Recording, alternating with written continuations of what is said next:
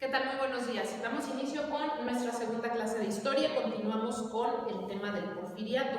Vamos a ver, ya habíamos visto la primera parte del porfiriato, donde Porfirio Díaz asume la presidencia, ganando una batalla en contra de Sebastián Lerdo de Tejada. Y una vez que termina este primer periodo presidencial de Porfirio Díaz, dijimos que daba inicio también aquí a la dictadura ya como tal, toda vez que, aunque no se había reelegido propiamente Porfirio Díaz aquí, había puesto al mando a Manuel González, que era su segundo al mando durante su mandato, y además era su compadre. Entra al gobierno Manuel González de 1880 a 1884, si bien Manuel González figuraba como el presidente de la República, quien estaba atrás de todo el seguimiento, pues evidentemente era Porfirio Díaz. ¿Qué sucede durante el mandato de Manuel González? Los acontecimientos más importantes y más relevantes solamente los vamos a mencionar. Guatemala reclama el estado de Chiapas como propio y la región del Soconusco. Manuel González, de la mano de Porfirio Díaz, entran a las negociaciones con Guatemala, quedándose ya en el territorio de México, Chiapas y la parte del Soconusco, la región del Soconusco. La deuda inglesa es renegociada por parte de Manuel González para que esta pueda ser pagada de diferentes maneras, y aquí también es muy importante hablar acerca de la renegociación con Inglaterra, toda vez que se hace una negociación para pagar la deuda que México tiene con ellos. Recordemos que México, desde que nace como país independiente, nace endeudado con diferentes países, entre ellos con Inglaterra, y básicamente se negocia esta deuda permitiendo ya la inversión extranjera, no solo con Inglaterra, sino con otros distintos países como pudieron ser Francia, España. La misma España entró a invertir en diferentes aspectos de México, y Estados Unidos. Con Inglaterra fue muy importante porque la deuda con Inglaterra era la más grande que se tenía con los distintos países. Manuel González hace esta renegociación y permite también que Inglaterra haga ciertas inversiones en distintos aspectos y en distintos rubros de la economía en México, entre ellos, por ejemplo, y el más importante, o dos de los más importantes, la minería y la extracción petrolera, que más adelante tendrá muchos reflejos y muchas referencias en el aspecto del porfiriato. Por otro lado, también Manuel González hace una reorganización del colegio militar, permitiendo hacer ya para el ejército una carrera militar mucho más amplia. Todo esto sería el periodo de Manuel González como presidente. Posteriormente, terminando 1884, se convocan a elecciones, y en esta elección viene ya el segundo periodo o el segundo mandato de Díaz, que va a ser la primera reelección que va a tener. Es de 1884 a 1888. Durante este primer periodo, ¿cuáles son los acontecimientos que se dan? Se da una reconciliación con los lerdistas, ya que todavía existía un grupo político que apoyaba a Sebastián Lerdo de Tejada, más que a Sebastián Lerdo de Tejada, las políticas y las ideas, el sistema ideológico que tenía Lerdo, y por eso es que se llamaban lerdistas. Tiene una reconciliación y un acercamiento. ¿Qué tipo de acercamiento? Pues político, por supuesto. Se hacen acercamientos con ellos, se les proponen puestos dentro de la política porfirista y ellos acceden, por supuesto.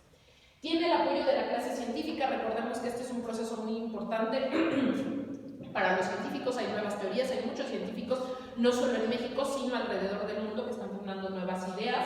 Tiene también el apoyo de la clase militar. Recordemos que una de las partes fundamentales de Porfirio Díaz en su primer periodo fue precisamente reorganizar al ejército, y haciendo esta parte de la reorganización del colegio militar y haciendo crecer al ejército de manera interna, pues bueno, ellos lo que hacen es tener este apoyo militar. También dentro de este segundo periodo, que es la primera reelección de Díaz, se hace una reforma a la Constitución del 57. ¿Qué reforma es la que se hace? Pues permite una sola reelección, es decir, él permitía poder volver a reelegirse y de estar de manera legal dentro del poder. Por lo tanto, permite hacer una reelección por una única ocasión.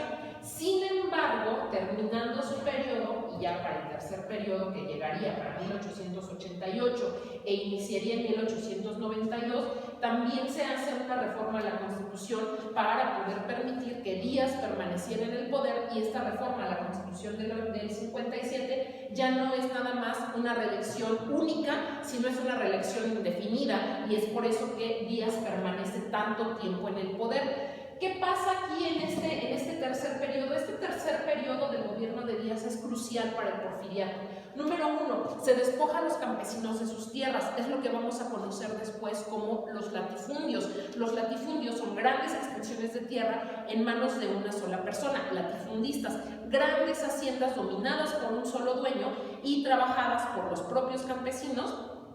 Trabajaban sus propias tierras, pero pues eran pagados con un sueldo, con un salario, como si fueran trabajadores de esta.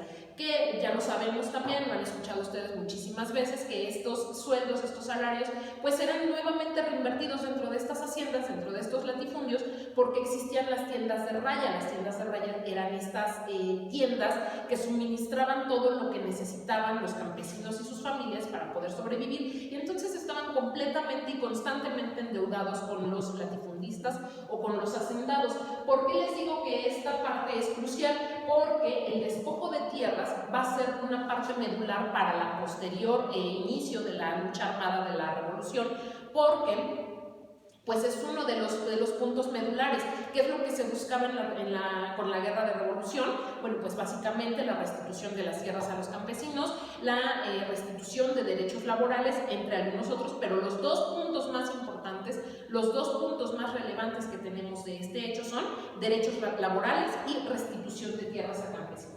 Bueno, entonces tenemos el despojo de tierras a campesinos, el origen de los latifundios, la reforma a la Constitución para dar una reelección indefinida, y también tenemos aquí una parte muy importante. En este tercer periodo se da inicio ya a la inversión extranjera. Tenemos inversión extranjera por parte de España, por parte de Francia y por parte de Inglaterra. Inglaterra es una parte también medular, les decía yo, por el concepto de la renegociación de la deuda.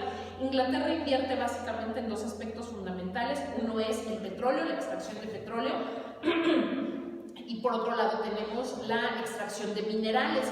Inglaterra se caracterizaba por ser grandes mineros, uno de los lugares en donde se instalan para las excavaciones y demás. En la zona centro, básicamente Hidalgo, Puebla y Guerrero serían como los mayores lugares donde tuvieron mayor afluencia los ingleses, incluso hasta la fecha todavía conocemos que las grandes minas de Hidalgo, las grandes minas de Pachuca son minas inglesas, pero bueno, eso ya les conté dentro de la clase que tuvimos en la mañana.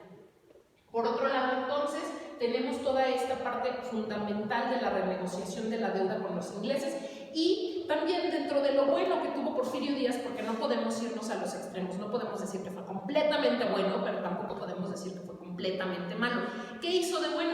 Amplió la red ferroviaria, comunicó al centro del país con el norte, al norte con el norte, para poder crear estas líneas de comunicación más amplias. Se instaló la primera línea telefónica en México durante el porfiriato, entre muchas otras cosas. Tenía grandes amigos científicos también. Por ejemplo, era amigo de Tomás Alva Edison. Tomás Alva Edison le regaló a Porfirio Díaz un fonógrafo, que fue uno de los inventos de científico estadounidense. Porfirio Díaz tuvo el primer fonógrafo que llegó a México, entre muchos otros aspectos y entre muchos otros elementos.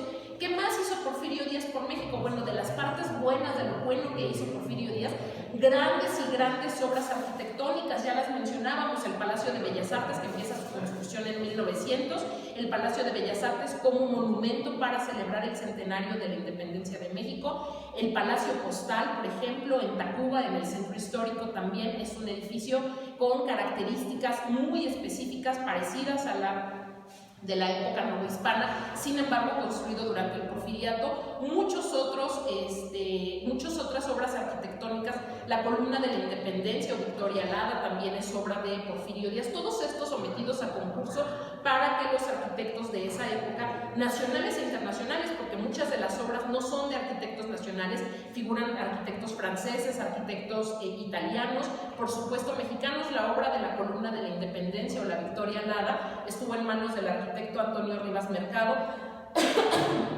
entre muchas otras. ¿Qué otras obras importantes o destacadas?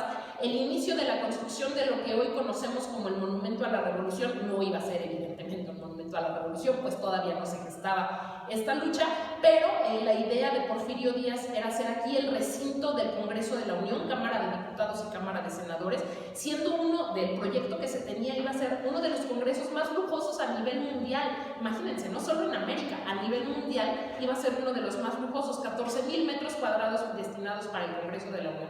Únicamente se queda la construcción de la cúpula, que es la que conocemos en la actualidad.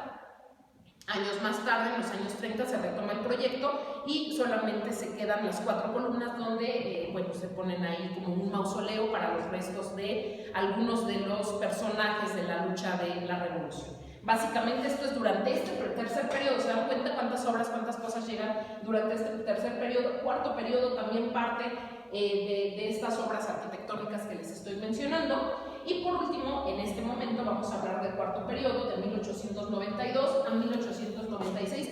Comienza ya una crisis muy importante para el porfiriato comienza a tener cierta decadencia, la gente ya no ve con tan buenos ojos a Porfirio Díaz, viene una crisis económica muy importante derivado de una cuestión del medio ambiente, las cosechas se perdieron y por lo tanto la crisis económica afecta considerablemente a México. Viene una depreciación de la plata, es decir, el precio de la plata baja considerablemente, la producción de plata de México ya no es suficiente, la inversión extranjera tenía el 75% de la producción en sus manos, mientras que el 25% únicamente pertenecía a México, entre muchas otras cosas. Comienza ya el declive del porfiriato, el porfiriato comienza a ir en decadencia, sin embargo Porfirio Díaz no lo ve así, se queda todavía algunos años más en el poder. De 1896 a 1900 llega el quinto periodo del porfiriato. Durante este quinto periodo ya comienzan a gestarse algunas rebeliones, algunas luchas.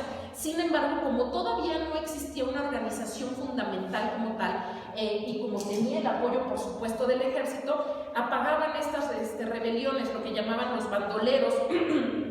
Eran sometidos bajo el poder del porfiriato, bajo el poder de Porfirio Díaz, y no dejaban que surgieran más.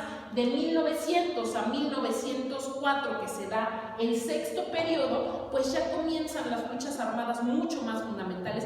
Porfirio Díaz manifiesta por primera vez que va a dejar el poder, se hace una tercera reforma a la Constitución para quedar ya aquí los periodos presidenciales de 6 años y no de 4, como venían funcionando hasta este momento. Sin embargo, bueno, van a aparecer personajes muy importantes, como el caso de Francisco I. Madero, que ya para 1910 se crearán o se convocará a elecciones bajo el partido de la no reelección o no reeleccionista, con su lema, sufragio efectivo no reelección. Y bueno, esto vamos a comenzar entonces la siguiente clase con el tema revolución.